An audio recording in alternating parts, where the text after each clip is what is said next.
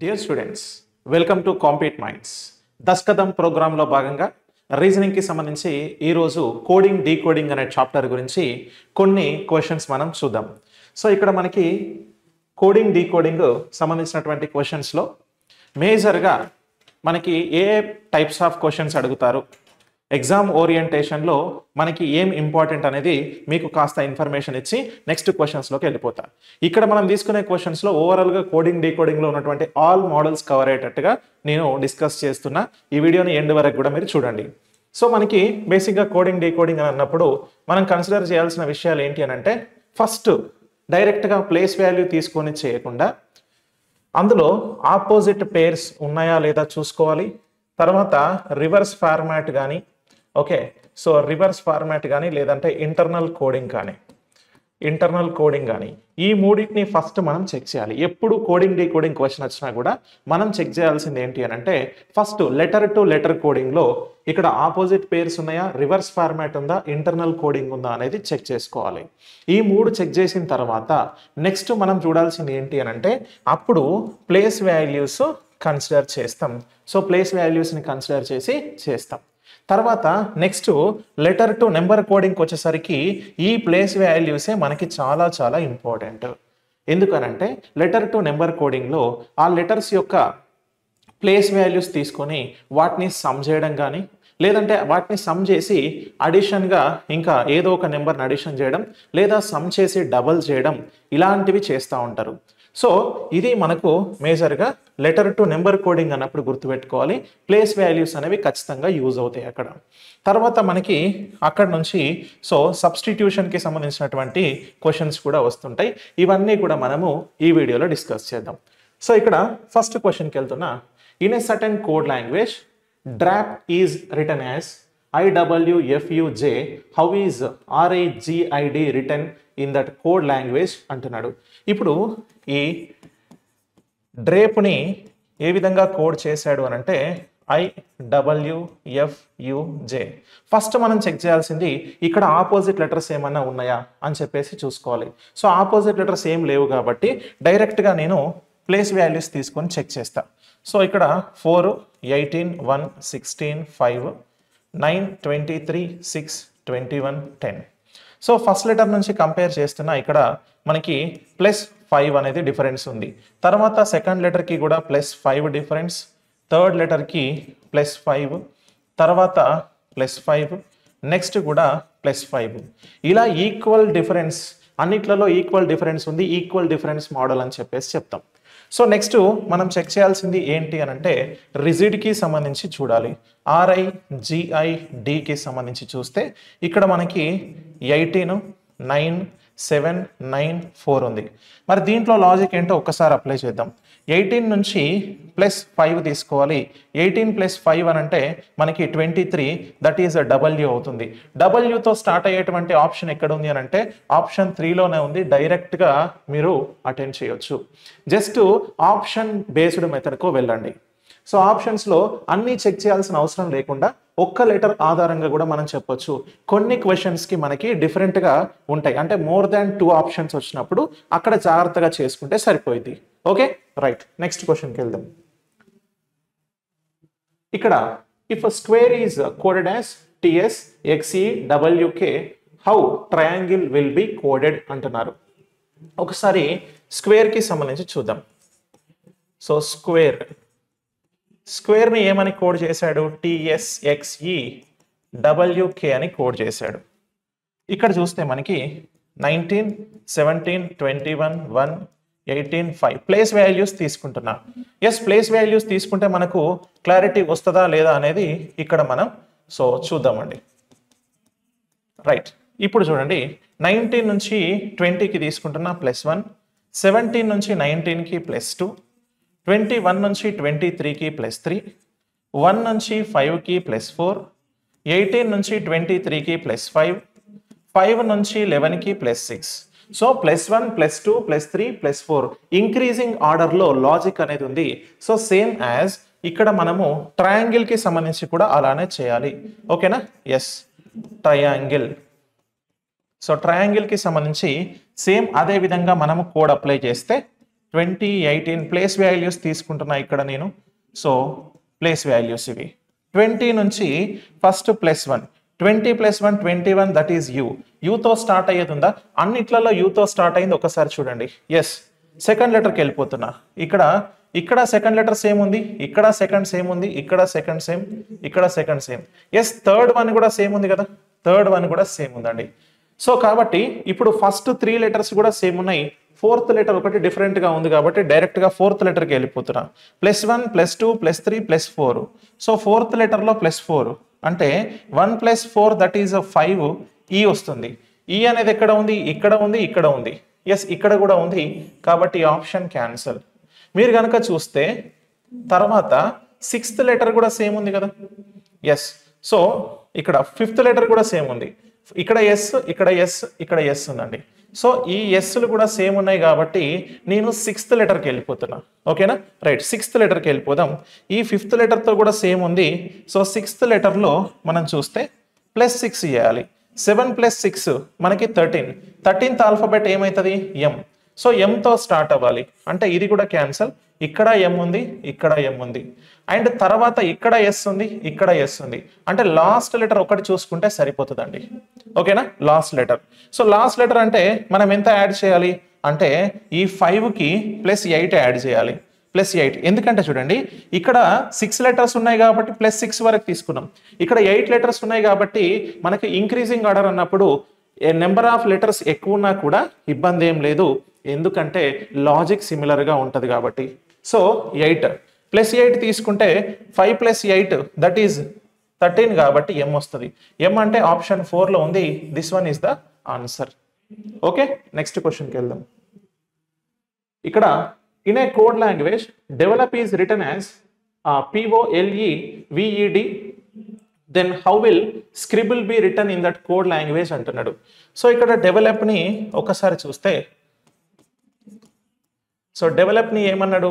POLEVED అని చెప్పేసి అన్నాడు. ఇప్పుడు ఒకసారి మనం ప్లేస్ వాల్యూ తీసుకుందాం. ఇక్కడ 4, 5, 22, 5, 12, 15, 16, 15, 12, 5, 22, 5, 4. సో ఫస్ట్ లెటర్ నుంచి తీసుకుందాం.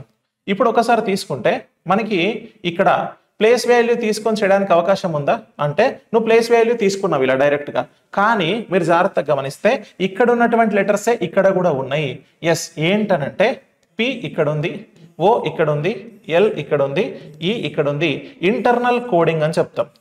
ఇంటర్నల్ కోడింగ్ లేదా రివర్స్ ఫార్మాట్ అని చెప్పొచ్చు. ఇది రివర్స్లో ఉంది కదా, ఇగో ఇక్కడ P నుంచి స్టార్ట్ చేస్తే ఇలా రాసుకున్నాడు.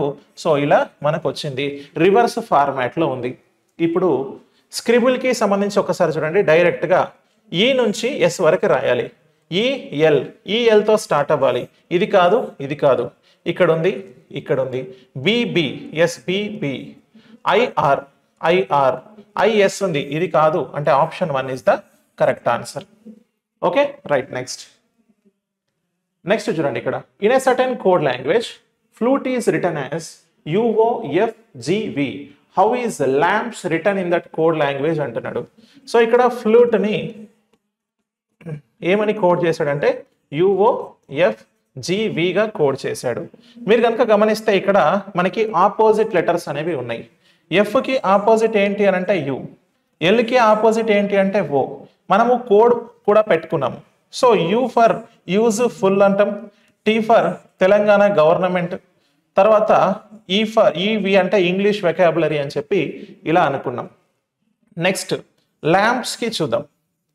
ల్యాంప్స్కి ఏమవుతుంది అని అంటే ఎల్ అంటే leave, L for leave, leave అంటే ఆఫీస్ గుర్తుకొస్తుంది.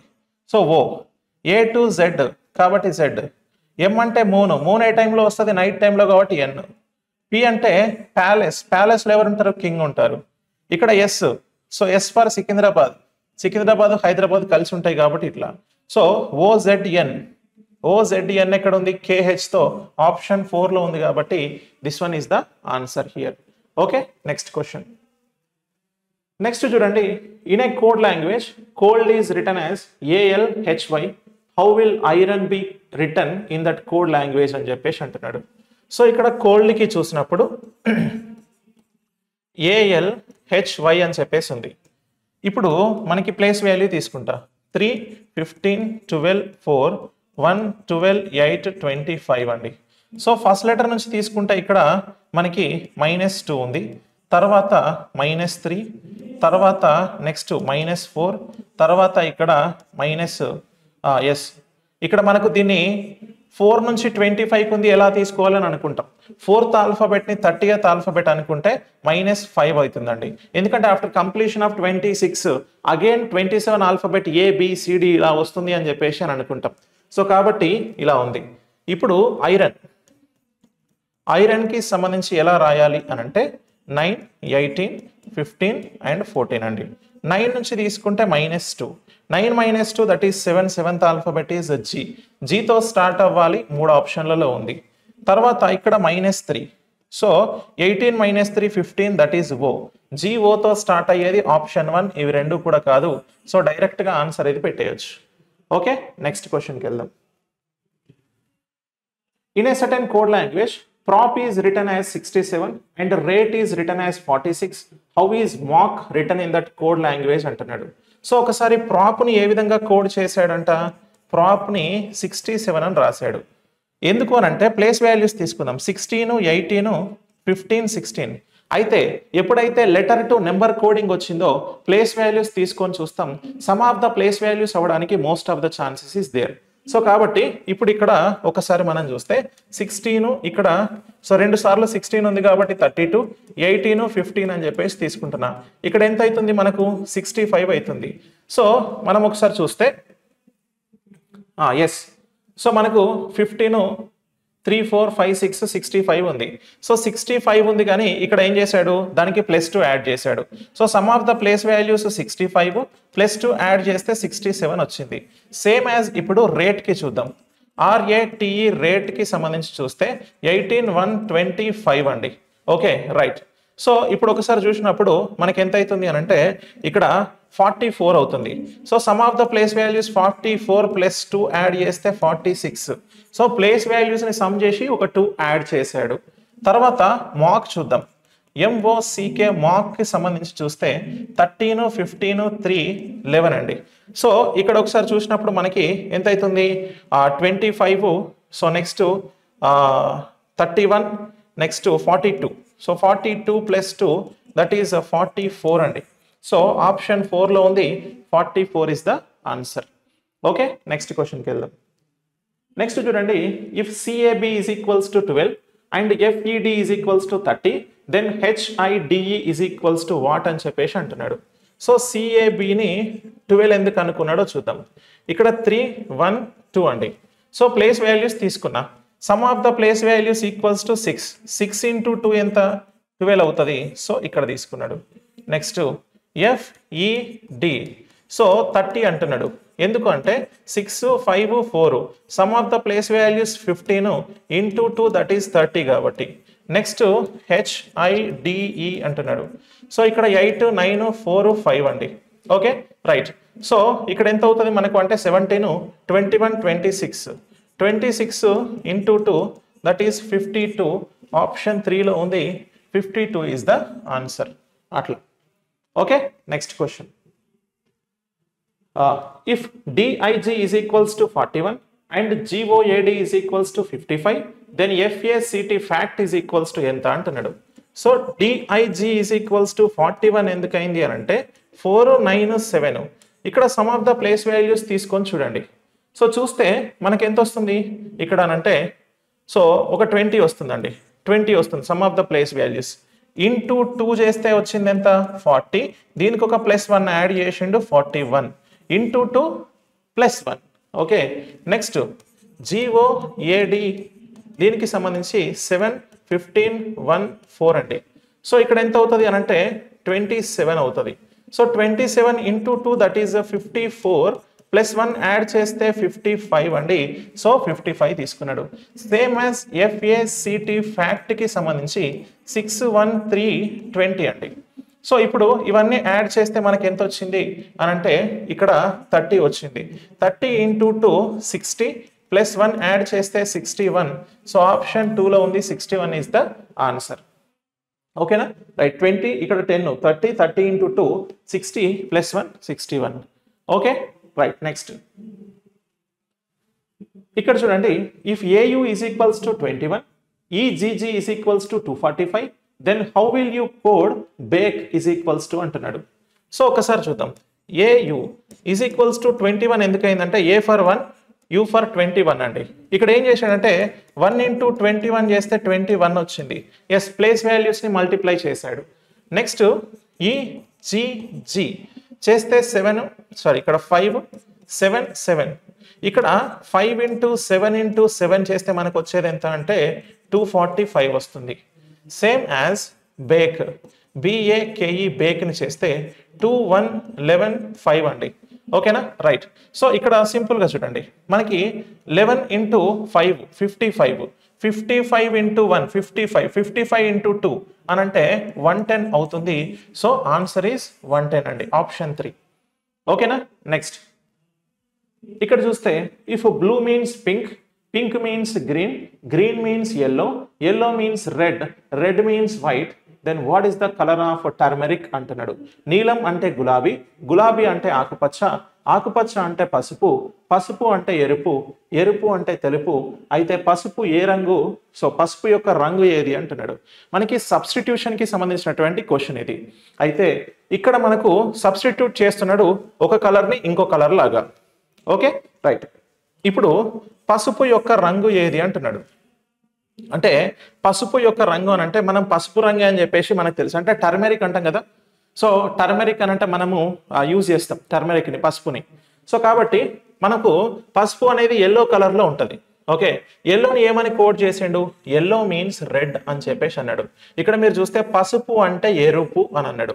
అయితే ఒరిజినల్గా టర్మరిక్ ఉండేది ఎల్లో కలర్లో ఉంటుంది. కానీ ఎల్లోని ఏమని కోడ్ చేసిండు? రెడ్ అని కోడ్ చేసిండు. కాబట్టి మన ఆన్సర్ ఇక్కడ రెడ్ అవుతుంది. Okay option 1 is the correct. మీరు డైరెక్ట్ టర్మరిక్ అని అంటే ఎల్లో అని ఆన్సర్ పెట్టడానికి ఛాన్స్ ఉంటుంది కానీ అలా పెట్టకూడదు. ఎందుకంటే సబ్స్టిట్యూషన్ కాబట్టి. ఓకేనా రైట్. సో కాబట్టి first option is the correct answer. Okay so ఇవి మనకు ఇక్కడ ఉన్నటువంటి కోడింగ్ డీకోడింగ్కి సంబంధించినటువంటి 10 questions. So thank you very much.